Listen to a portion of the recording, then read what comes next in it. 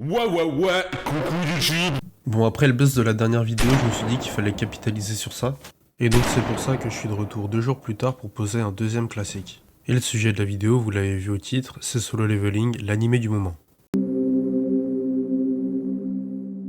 Bon, déjà l'animé il commence sur un capitaine qui parle avec son subalterne en train de regarder une île. Et on voit qu'ils sont terrifiés en parlant de monstres, qu'on pourrait pas blesser même avec nos meilleures armes, et il faudrait des chasseurs. Donc là on se dit, oh my god, c'est quoi ces monstres en fait? Bon en fait c'est juste des fourmis chimères de Wish. Et même pas les fourmis chimères les plus stylées, hein. Non, juste la meuf qui accompagne tout le temps la reine et qui l'a fait accoucher il me semble. Donc déjà première déception, et puis même quand il parlait de chasseurs, il parlait pas de nos engins surdéveloppés, hein, non. Il parlait de ces 4 Gugus là. Donc déjà t'en as un, il sert juste à heal, donc bon, ça peut être utile de temps en temps, mais là on s'en fout complètement. Un gars qui peut juste transformer ses cheveux rouges en cheveux blancs, sans commentaire. Il y en a un troisième qui fait des éclairs, donc ça casse pas trois pattes à un canard, mais ça peut être pas mal. Mais j'ai gardé le meilleur pour la fin. Le dernier, c'est un mec, il vient en mode meneur d'hommes. On a besoin de mecs qui tuent les fourmis, pas de mecs qui envoient plus de gens mourir aux fourmis en fait. Crame-les frère, pourquoi t'envoies des gens crever à ta place? Et donc juste après on va avoir une ellipse de 3 ans qui nous ramène au présent. Et c'est là qu'on fait la connaissance de Sung Jin-woo, le héros de l'histoire, et c'est lui aussi un chasseur particulièrement talentueux. Non je déconne, évidemment qu'il est gaze. Enfin c'est ce que tout le monde croit, puisqu'apparemment c'est vraiment le plus nul des chasseurs, et puis il arrive à se blesser sur des donjons de rang E. Mais cette fois-ci ça a l'air différent. Son regard est plein de confiance et il nous affirme qu'il va assurer. Il a forcément dû avoir un hub qu'on découvrira dans un flashback ou... Non je déconne, en fait il est juste éteint. Putain, il arrive à perdre contre un gobelin quoi, il fait aucun effort. Et juste devant son crush qui du coup est obligé de le heal et de le carry. Bon juste après ils battent le boss, sans lui bien évidemment. Boss qui était vraiment terrifiant, hein. C'était un gros loup. Après avoir vaincu le loup, il y a figurant numéro 8 qui trouve une sorte de passage. Et comme le portail s'est pas refermé, ils se disent qu'il y a peut-être du butin à aller chercher. Et comme ça peut être dangereux, il faut un vote à m'enlever pour savoir qui est partant pour y aller. Et là, chose étonnante, j'ai l'impression qu'il y a un mec qui veut donner son avis.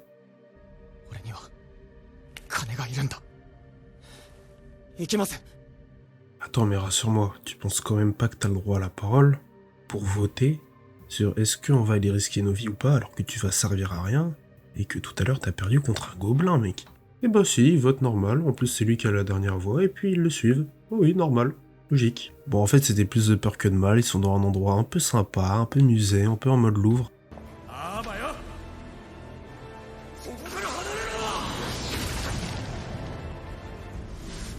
Bon, évidemment, vous l'aviez vu venir, c'est un endroit hyper dangereux et notre pélo va se sacrifier pour sauver un vieux et sa copine. Au moins, sa vie n'aura pas servi à rien avec le peu de pouvoir qu'il avait. Bon, évidemment qu'il va pas mourir, on est à l'épisode 2 et en fait, il reçoit une notif au moment de crever où on lui dit est-ce que tu veux devenir le player, quoi. Le player qui va solo leveling, quoi. Ensuite, il se réveille dans un lit d'hôpital, et puis là, t'as des mecs de l'animé qui se posent les mêmes questions que nous, finalement. Est-ce que tu serais pas devenu broken? Du coup, ils font un test, et non, je vous rassure, il est toujours aussi nul. Mais après leur départ, il reçoit une nouvelle notif. En fait, il a maintenant des missions quotidiennes à réaliser, et putain, quelle originalité, c'est vraiment les missions de Saitama. Et du coup, il aura des pénalités s'il ne les réalise pas toutes. Juste après, on voit le meneur d'hommes de tout à l'heure complètement débile, et en fait, on apprend qu'il est dans le top 5 national des chasseurs. Et du coup, on comprend tout de suite mieux pourquoi ils n'arrivent pas à vaincre des fourmis chimères lambda. Ensuite, on se rend compte que Sung Jin-woo, en fait, il est même pas capable de faire ses quêtes quotidiennes, il l'a même pas fait, et du coup, il est transporté dans un autre truc où il est coursé pendant 4 heures par un monstre qui fait bien plus monstre que tous les trucs qu'on a vus depuis le début. Et là, je pense qu'on sera tous d'accord pour le dire, Sung Jin-woo n'est pas capable de sprinter pendant 4 heures. Et bah si, c'est logique. C'est logique ça. Le pire des chasseurs qui peut courir pendant 4 heures sans s'arrêter à vitesse max pour esquiver un monstre. Bref, à partir de là, il va les faire tous les jours. Et en fait, on se rend compte que c'est pas si dur, puisque dès qu'il a terminé, on lui recouvre toute son énergie. En plus, à chaque fois, il récupère du loot pour pouvoir augmenter toutes ses compétences. Compétences qu'il est, je le rappelle, le seul à avoir et à pouvoir augmenter comme ça juste en s'entraînant le matin. Et là, s'il y a des mecs qui jouent à Dokkan Battle, vous avez dû comprendre que le gars peut stacker à l'infini. Je m'explique. Regardez ce personnage free-to-play de Dokkan Battle, il est éclaté. Cependant, il stack la défense à l'infini. Ce qui fait que si on lui laisse le temps de se mettre en place, il sera capable de tanker n'importe quelle attaque du boss puisque sa défense sera extrêmement élevée. Ce que je veux dire en parlant de ça, c'est que notre Jinwoo là, si on le laisse se mettre en place, c'est-à-dire dans 1 an là, il sera invincible et ce sera un danger pour la qualité de l'histoire puisqu'on ne ressentira aucune tension lorsqu'il se battra. Pour nous montrer qu'il a bien step up, il va aller dans un donjon et affronter un boss terrifiant. Un gros serpent, j'imagine. Sauf que c'était pas n'importe quel type de serpent. Il s'agissait d'un Glowbra. Mais c'est quoi un Glowbra, Bocard? Un Glowbra, c'est... un putain de serpent qui te rend giga beau comme ça d'un coup là. C'est quoi ce délire? Je vais aller en Amazonie, je vais tuer tous les serpents que je vois. Bon, en tout cas, on peut pas leur reprocher d'avoir une mauvaise morale. Ça nous montre que tu peux partir d'en bas et après, si tu tues des animaux et que tu fais un peu de sport pendant une semaine, et bah tu glow up. Par contre, j'ai l'impression qu'il a mis le jeu en mode facile parce que vraiment en 2 semaines, il est déjà niveau 18 le mec. Juste en ayant fait les tâches quotidiennes et en ayant tué un boss. C'est un peu léger quand même. Bon, après ça, il va rejoindre une team qui va l'embaucher pour porter les sacs. Franchement, sur l'échelle des trucs humiliants, il y a aller remplir les gourdes de basket et porter les sacs. Il fait aussi la rencontre d'un jeune homme qui a l'air vraiment débile. Ça se voit que ça va devenir le collègue nul du héros. En tout cas, sans surprise, les nouveaux amis sont en fait de véritables gros chiens et les bloquent dans le donjon, au niveau de la chambre du boss. En se disant que comme Jinwoo il est éclaté et que son pote il est complètement débile, et ben ils pourront revenir après pour leur piquer leur équipement et terminer le boss qui sera un peu affaibli par Jinwoo et le débile.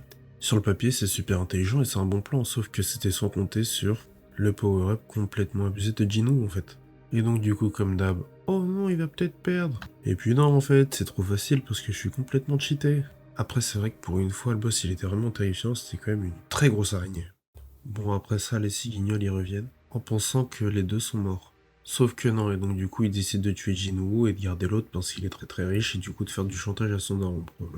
Et c'est là qu'on arrive à un moment qui en a fait frémir plus d'un. Oh my god c'est trop bien, alors en fait il avait une part d'ombre. Oh là là mais qu'est-ce qu'il est stylé, je vais le mettre en PP tout de suite. Enfin bref, vous avez l'idée, une animation stylée, un mec bresson, une bonne musique. Et là, vous avez le combo gagnant. Après que Jinwoo ait massacré tous les membres de l'ancienne équipe, son pote débile lui propose de créer une guilde. Et comme il voit qu'il est pas trop chaud, pour le motiver, il lui propose un peu d'argent, tu vois. C'est normal, il va prendre de son temps et puis il va risquer sa vie aussi. 30 milliards. Est-ce que c'est bon? Bon, forcément, du coup, il accepte. Bon, du coup, il va enchaîner les raids avec sa petite guilde où il va carry tous les fights. Et en parallèle, il fait des trucs dans sa tête, là, où il ouvre des portes. Et ça lui permet de farmer des ressources pour payer des objets dans le shop qui se trouvent dans les portes, qui se trouvent dans sa tête, il me semble. Bon, j'ai arrêté d'essayer de tout comprendre, hein. Et puis c'est toujours le même schéma, t'as l'impression qu'il va perdre. Non, excusez-moi.